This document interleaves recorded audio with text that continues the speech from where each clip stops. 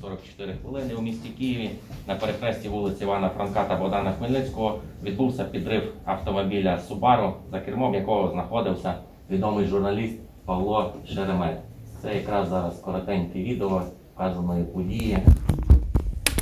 Після підриву автомобіля, в якому знаходився відомий журналіст Павло Шеремет, останній був ще живий приблизно хвилин 20.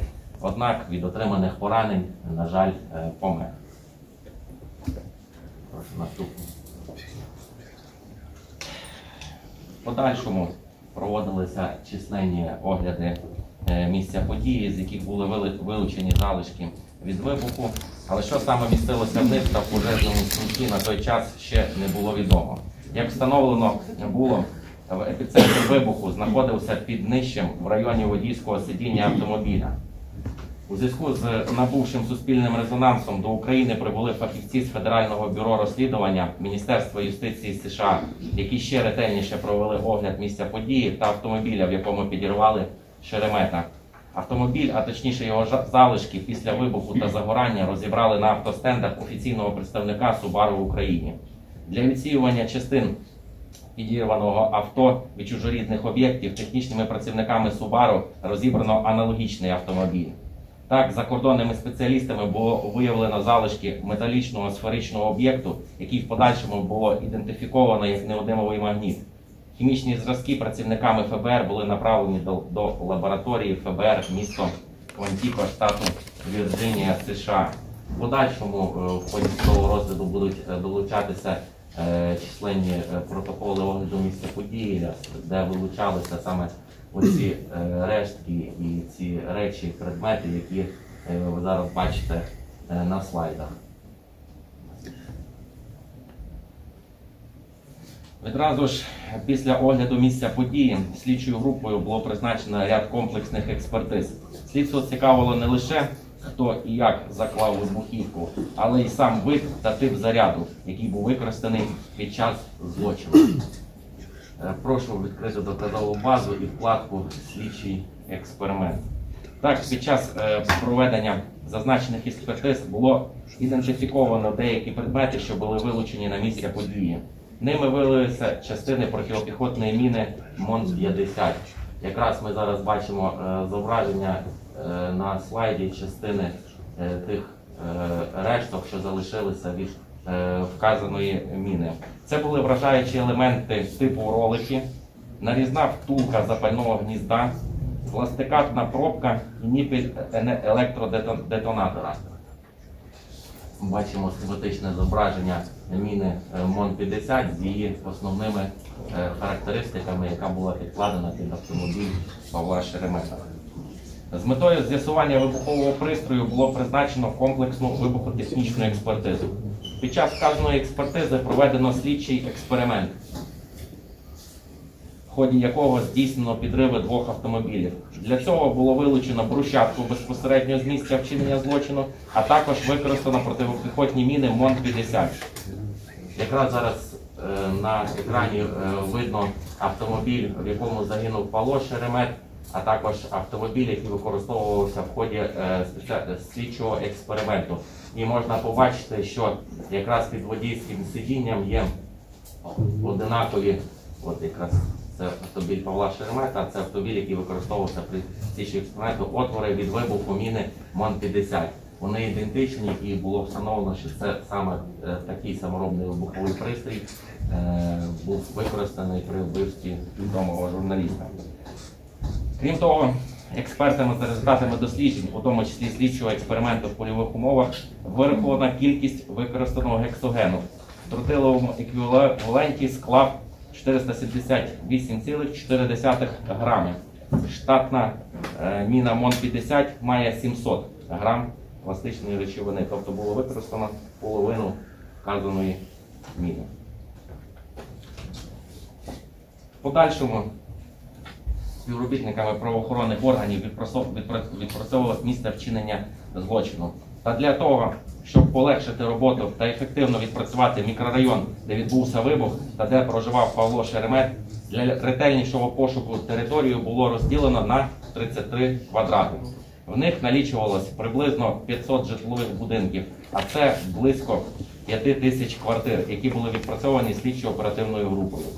Силами оперативних служб відфіксовано наявні відеокамери, відео по яким зарезервовано від перезапису та паралельно збиралося відео з понад 300 камер спостережень.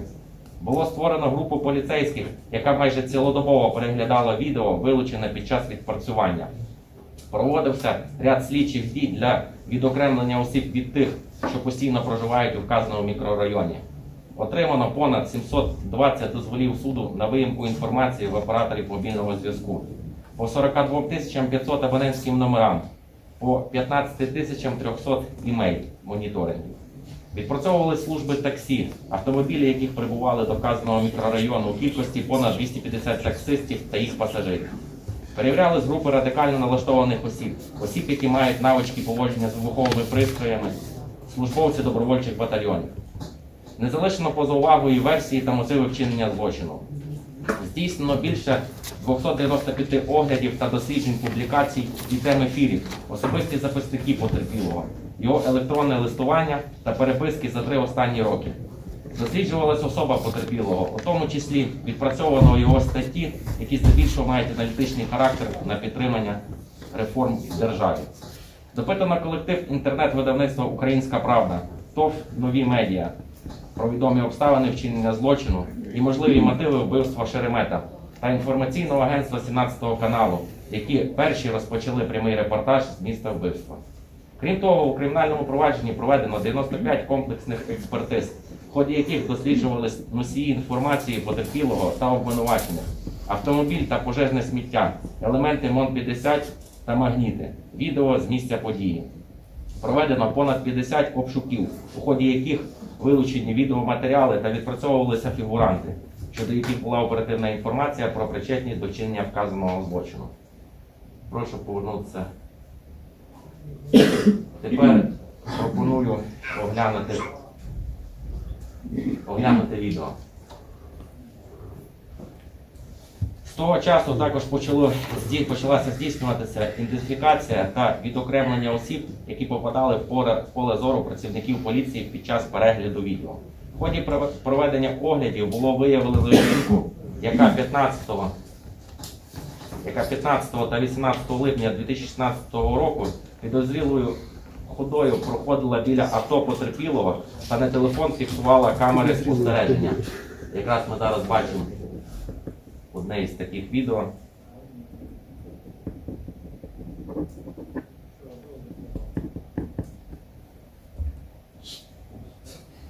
На цьому відео буде зараз чітко видно, як фотографує камери. Зараз.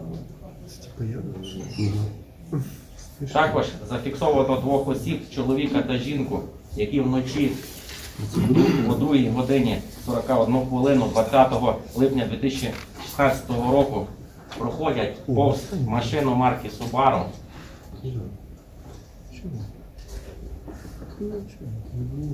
Зараз буде в подальшому видно на відео, як жінка, підійшовши до автомобіля і присівши, щось закладає під нього.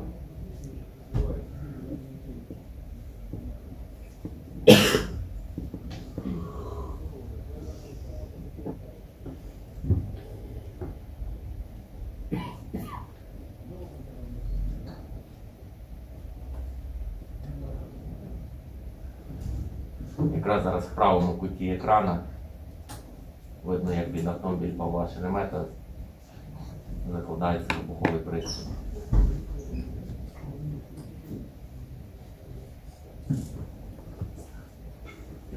В подальшому потім вказані 2 особи продовжують рух. Їх рух було простежено робочою групою правоохоронних органів.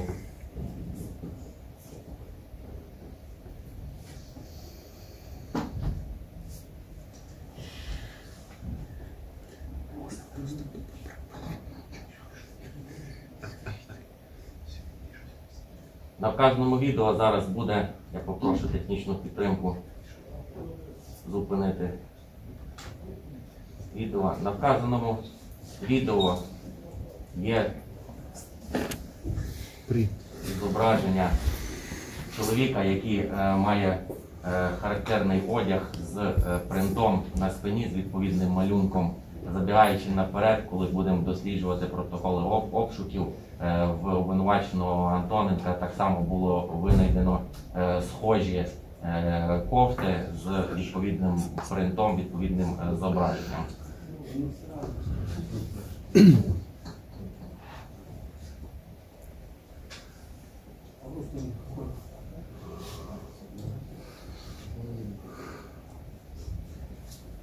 Доречно буде вказати, що злочини даної категорії є неочевидними і їх вчинення потребує дуже ретельної підготовки. У ході досудового розслідування не лише досліджувалися докази причетності, а й докази непричетності обвинувачених. Прошу відкрити результати експертиз. Так, за результатами комісійного експертного дослідження, експертами-психологами Київського науково-дослідного інституту судових експертиз із залученням міжнародного спеціаліста Айвана Бірча зроблено висновки, що зафіксовані на місці вчинення вбивства Павла Шеремета закладчики вибухівки, відео, яке ми перед тим бачили.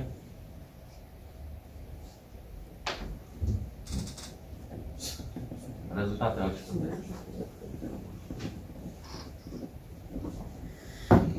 Відео, яке ми перед тим бачили, ідентифіковано як Юлію Кузьменко та Андрія Антоненка відповідно. Аналогічно експертами Київського науково-дослідного інституту судових експертиз, психологами та фототехніками особу-розвідницю ідентифіковано як Яну Дугаль.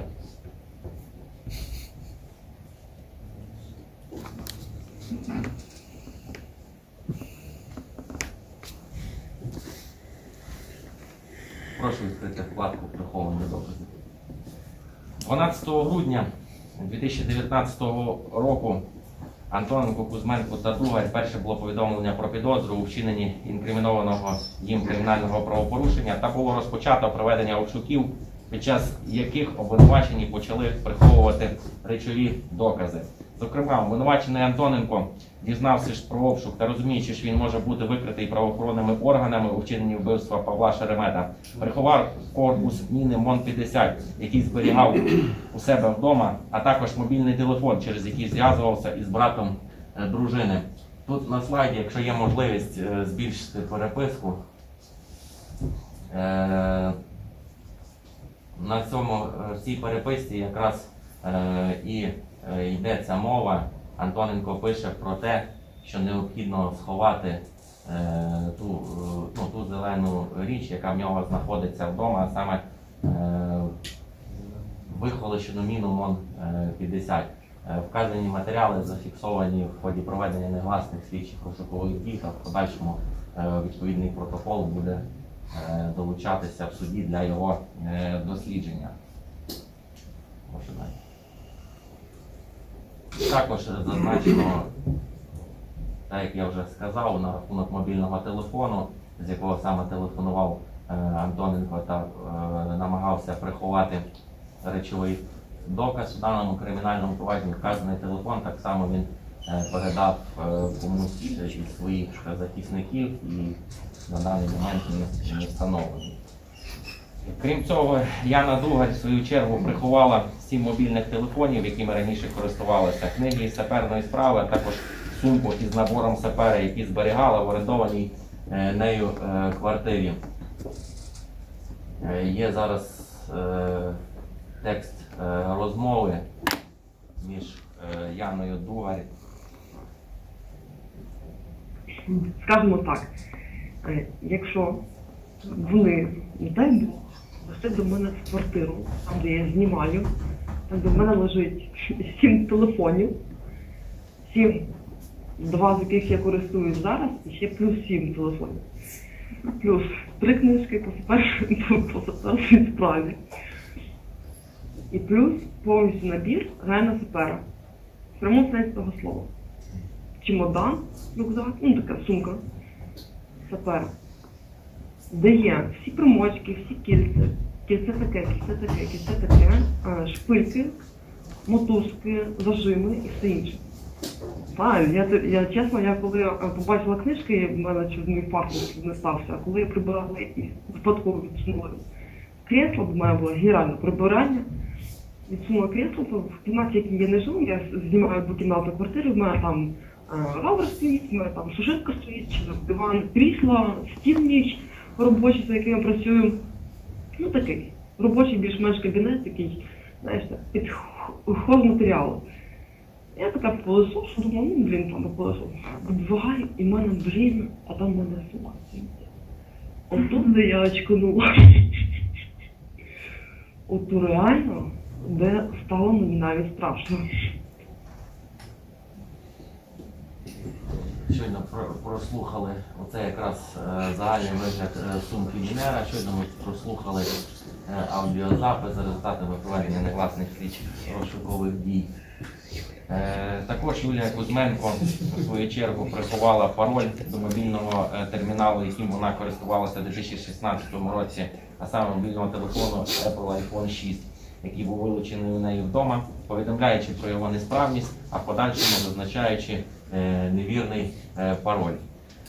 Окрім вказаних висновків експертиз, окрім вказаних матеріалів, вона також обвинувачених доводиться також і іншими доказами, зібраними у ході досудового розслідування, які обов'язково будуть надані стороною обвинувачення у ході подальшого судового розгляду. Прошу відкрити частину з них, докази вини, вкладку протокол з результатами проведення. Це вже якраз ті матеріали проведених негласних слідчих розшукових дій, про які я вже повідомляв щодо приховування, намагання приховування речового доказу. Ця переписка, це міна, корпус міни, вихолощений корпус міни МОН-50, аналогічний, який був закладений під автомобіль Павла Шеремета.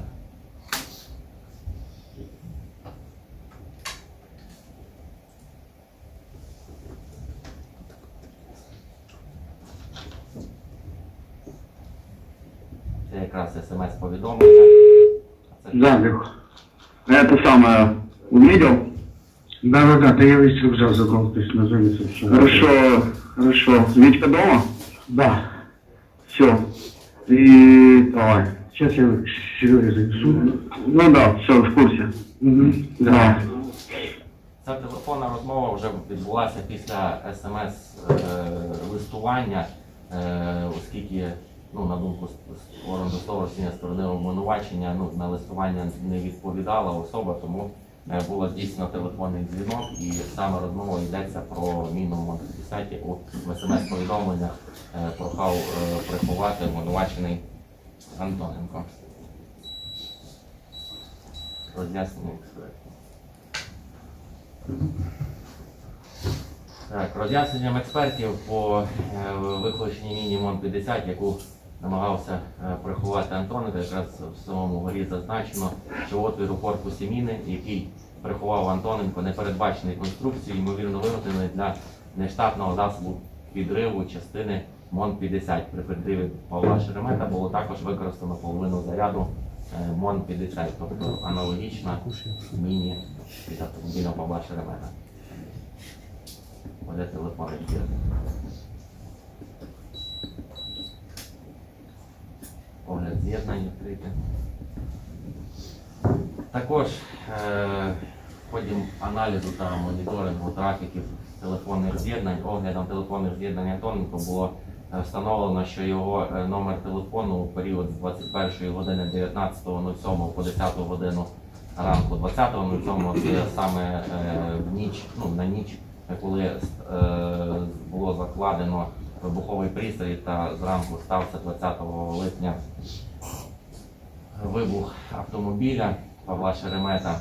Він фіксувався за місцем проживання та був неактивний, що не є характерним для обвинуваченого Антоненка. Аналогічно у період з 20 години 16 хвилин 19.07 до 9 години 19 хвилин 20.07 аналогічно не був активним мобільний телефон, яким користується Кузьменко, що також є для неї не характерним. Аналіз спільних з'єднань. Неодноразово, як на стадії досудового розслідування, піднімалось питання Кузьменко-Антоненко. Що Кузьменко з Антоненком не були раніше знайомі, рідко коли спілкувалися, однак в ході досудового розслідування було встановлено інакше. Зараз вам продемонстровано кількість телефонних з'єднань інтернет-з'єднань, переписок в месенджерах, в Facebook за 2016 рік.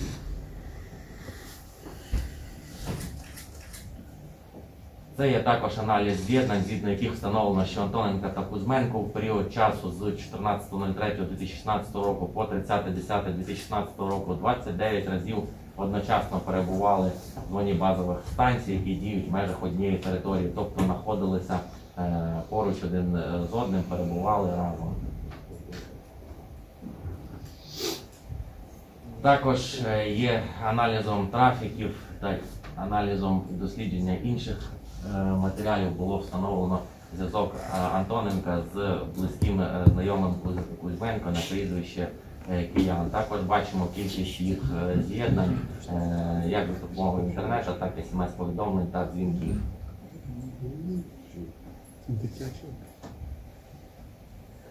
Це також схематично продемонстровано. В подальшому буде більш детально наданий протокол огляду, в якому все це буде відображено, кількість з'єднання, дати, години,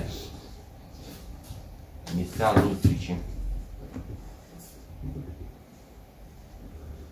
Якраз продемонстровано схематично на карті, також що у період часу з 26 липня 2016 року по 22 липня 2016 року саме в момент вчинення злочину 10 разів одночасно перебували в зоні базових станцій, які діють в межах однієї території.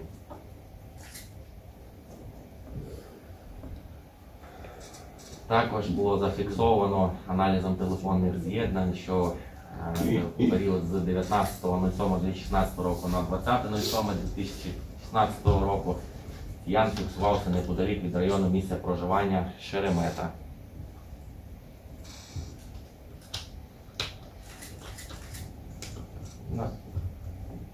Так, огляд сторінок в соціальних мережах. Оглядом сторінок в соціальних мережах саме Андрія Антоненка, відповідно до протоколу допиту соціальної мережі ВКонтакті, Антоненко не користувався з 2014 року. Однак 4 січня 2020 року зафіксовано вхід у вказану соціальну мережу, що свідчить про те, вже перебуваючи під вартою, здійснював спроби навіть дистанційно сховати якісь відомості, які б могли бути необхідними і мати доказове значення у суді. Також бачимо фотографії з соціальних мереж про зв'язок Антоненка з обвинуваченою у іншому кримінальному провадженні Грищенко. Вказані файли надаємо суду та учасникам процесу для більше характеризуючих даних обвинуваченого Антоненка та зв'язок його з іншими фігурантами в інших кримінальних провадженнях, а також те, що при вчиненні кримінального правопорушення, в якому на даний час обвинувачується Грищенко, використовувався такий же самий саморобний вибуховий пристрій, як і під час вбивства Шеремета.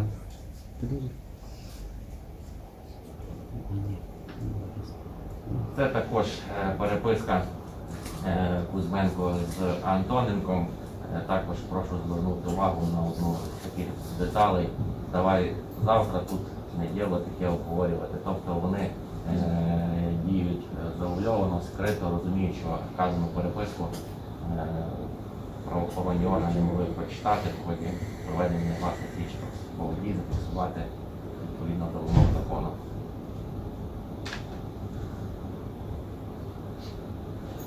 Також наявні спільні фотографії Кузьменко, Антоненко і Кияна у відповідний період року. Також в ході досудового розслідування було встановлено, що 20 липня 2016 року о 9 годині 22 хвилини у месенджері, у Фейсбуці, в соціальній мережі Facebook, Кузьменко на сторінці Кузьменчук Анни залишила публікацію з, бачите, І потім через декілька хвилин Кузьменко в браузері, в інтернет-браузері Google здійснювала пошуковий запит за наступними параметрами. Шеремет Павло Григорьович.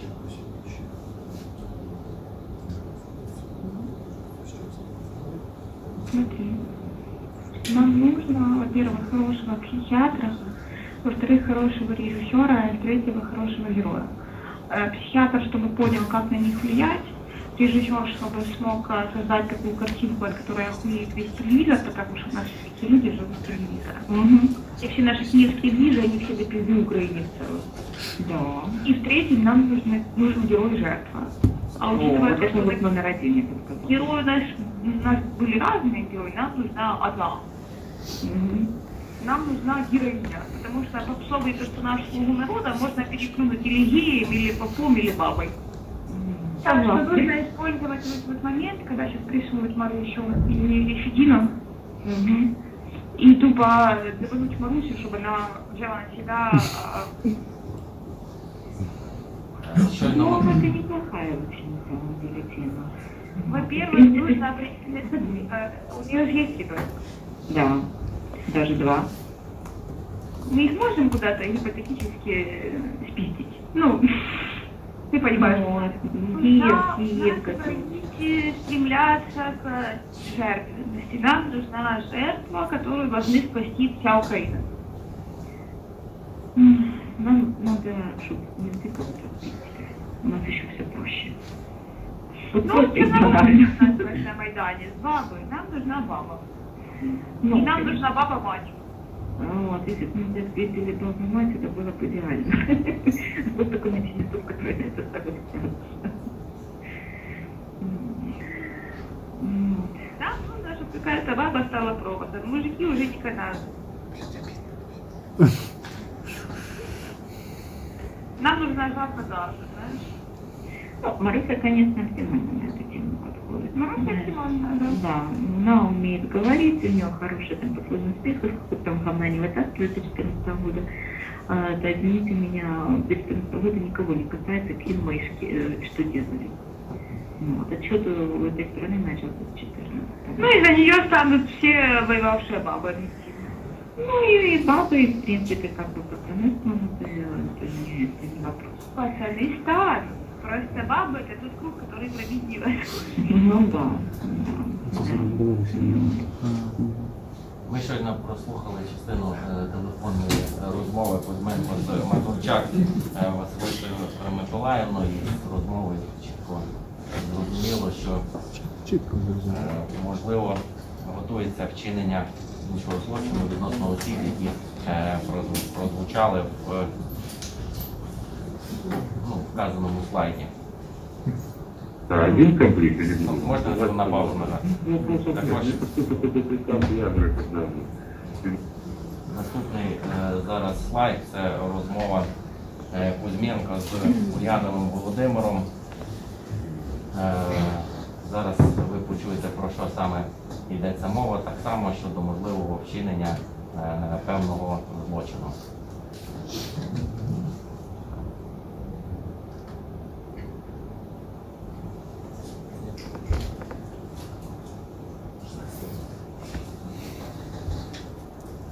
Комплект, я не буду вам называть, пожалуйста. Ну, вопросов нет. Мне поступит эта представка, я говорю, когда снимающие бригады будут и едут. И правильно сделал.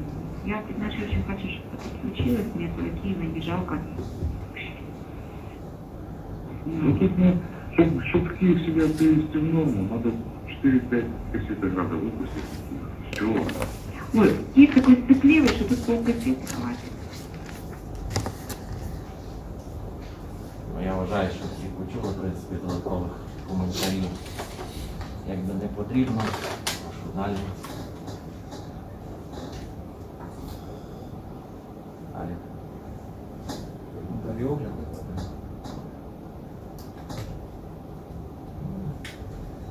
Так. В ході досудового розслідування також було встановлено, що на телефоні Кузьменко зберіглась мітка з геоданими, яка підтверджує факт її перебування 19.07.2016 року, о 3 годині 56 хвилин 33 секунди, неподалік площі Льва Толстого у місті Києві, що у кількох кварталах від будинку в Шеремета.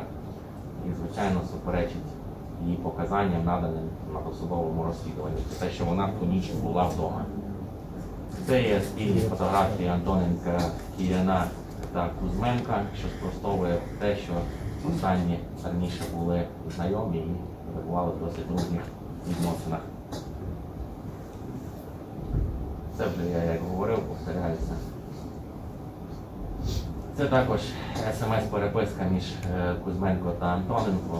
Більш детальний протокол огляду буде надаватися в подальшому. Це просто ще раз підтверджує про те, що вони були знайомі між собою і досить часто спілкувалися.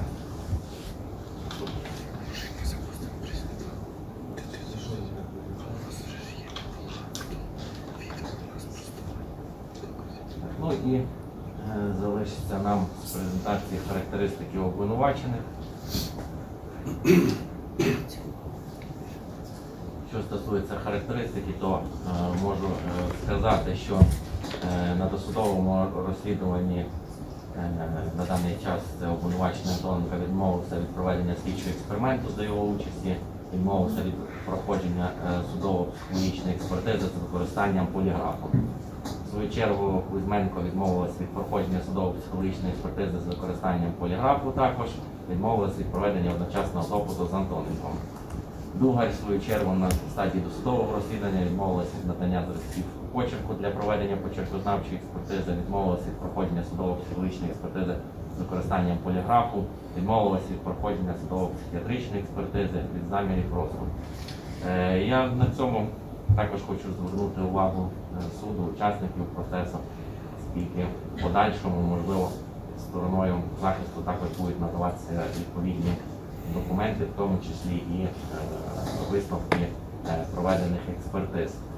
Тому хочу на це звернути увагу, що на стадії досудового розслідування чомусь відмовилися від проведення певних слідчих дій та участі в певних експертизах обвинувачення.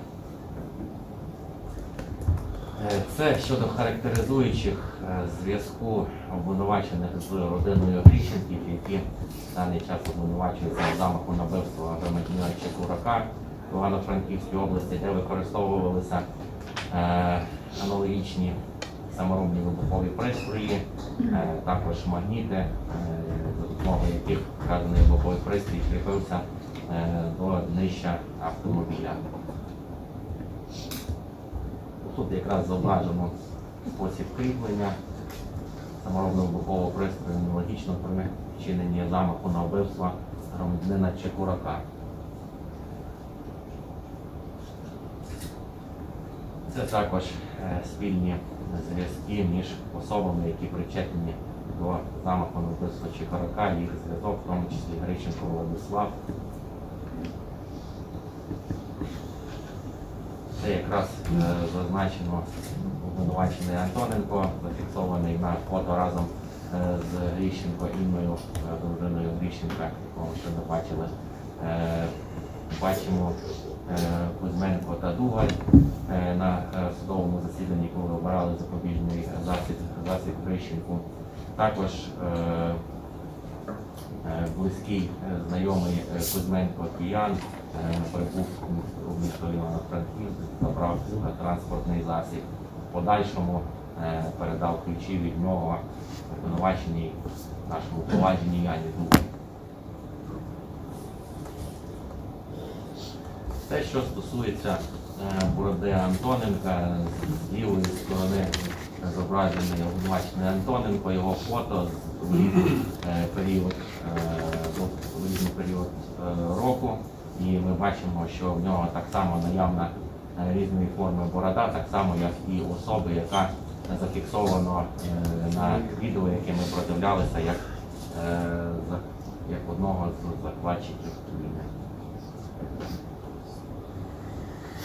Все, що стосується характеризуючих даних обвинуваченої Дугаряни, в ході досудового розслідування було встановлено, що остання неодноразово залишала місце проходження служби без дозволу командування.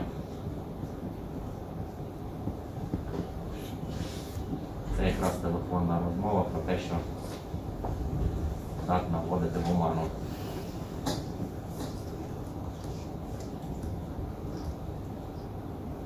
Привет. Привет. Что ты там? Что есть? Что ты без настроения? Ты не помирилась? А? Ты не помирилась? Помирил. Я так понимаю, тебе неудобно, да, разговаривать? Да.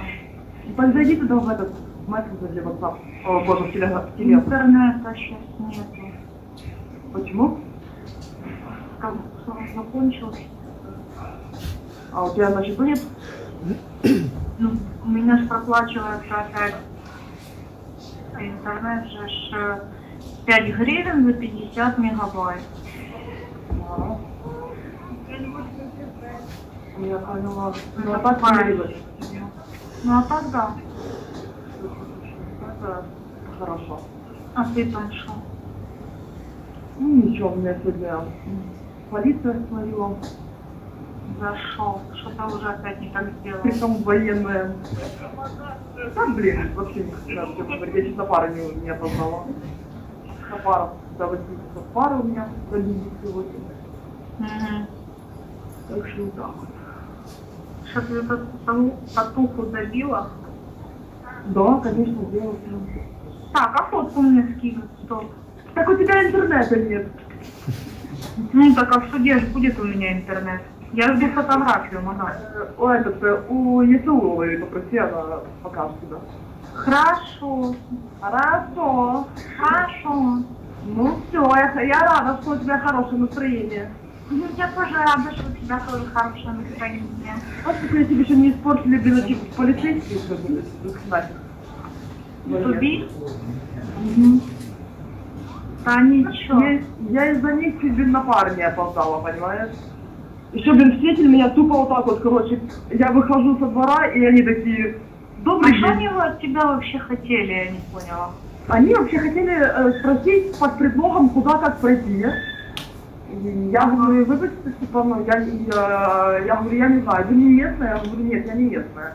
Українською мовою говорю, сілою, як так і надо. А ви часом не військовий? Я кажу, на мені написано, що я маю відношення до взагалі до військових. Ну так, схоже. А можна вас документи? Я кажу, знаєте що, хлопці?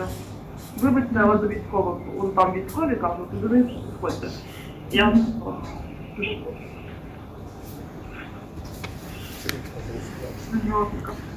Угу. Когда военная сказала, что ты не военная.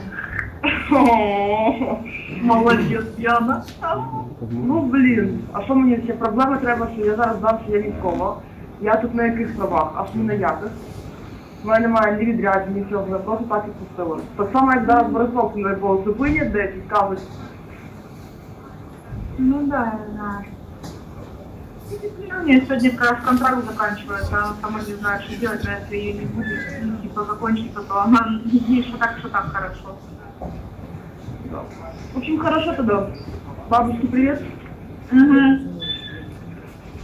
Всё, Давай тогда. тогда. Не знаю, вряд ли мне удастся, конечно, посмотреть фильм, потому что у меня сейчас пара. Угу. Ну, на связь. Все, давай, все. Слухав цей аудіофайл, я вважаю, що необхідно критично ставитись в подальшому до показань обвинувачена і зважено досліджувати всі обставини, що вона буде в подальшому говорити, враховуючи те, що ми зараз прослухали.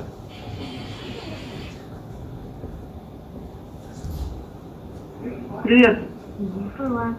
Це вже Что ты там? Також тут зараз на слайді зазначено історії хворіб деяких пацієнтів в військовому госпіталі, де проходила службу Яна Дугай. Також було проведено відповідні експертизи і було встановлено, що записи, які зроблені Яною Дугай, вони зроблені не в липні, а пізніше, в листопаді 2016 року. Це також буде підтвердженням тим, що Дугай здатна вводити в оману, і те, що вона казала, що на момент вчинення злочину вона перебувала у госпіталі, що підтверджують декілька також свідків сторони захисту, однак допитані близько 50 військовослужбовців, які в той час перебували в місті Покров в госпіталі, спростували всі показання обвинувачених людей. Це є зразок розвідувальних книжок.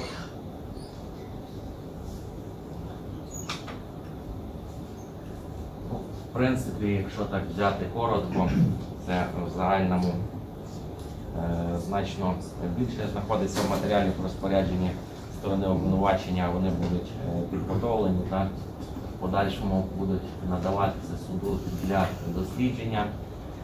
Також враховуючи об'єм зібраних доказів, а також позицію сторони обвинувачення щодо невизнання своєї вини у вчиненні інкримінованих їм злочинів, сторона обвинувачення пропонує дослідити усі матеріали, які були зібрані на стадії досудового розслідування, та в наступному порядку. Розпочати з дослідження письмових доказів, саме документів та додатків до них. Продовжити дослідженням речових доказів. В подальшому дослідити письмові докази сторони захисту, які були відкриті у відповідності до статті 290 Кримінально-процесуального кодексу України в стороні обвинувачення на стадії досудового розслідування. Потім допитати свідків обвинувачення, перелік яких буде наданий додатково у вигляді відповідного клопотання.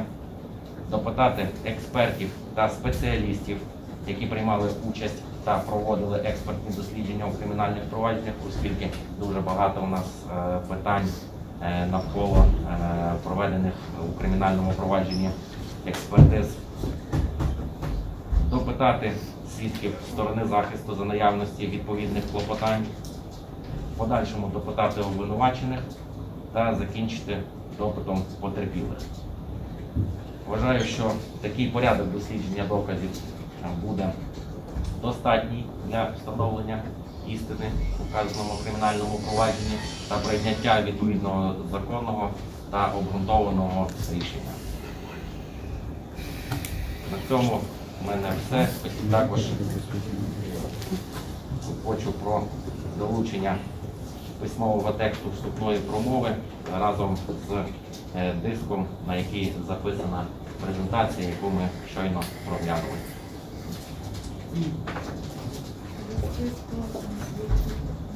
У списку свідків підготовлене окреме клопотання.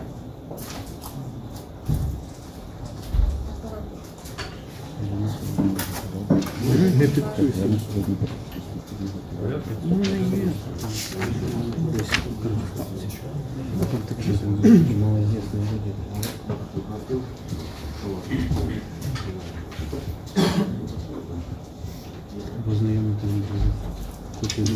Список свідків зазначений в реєстрі матеріалів досудового розслідування, однак, на мою думку, немає необхідності викликати судового засідання всіх свідків, які зазначені в реєстрі матеріалів досудового розслідування стороною обвинувачення підготовлене клопотання. Також будуть вживатися заходи для забезпечення певної кількості свідків відповідність судові засідання з метою незатягування судового процесу та розгляду у розумні строки. Також прошу долучити знову питання з призначенням свідків, їх адрес.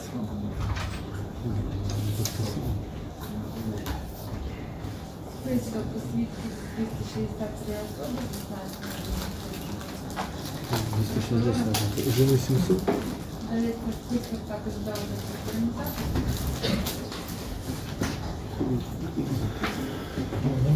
до А?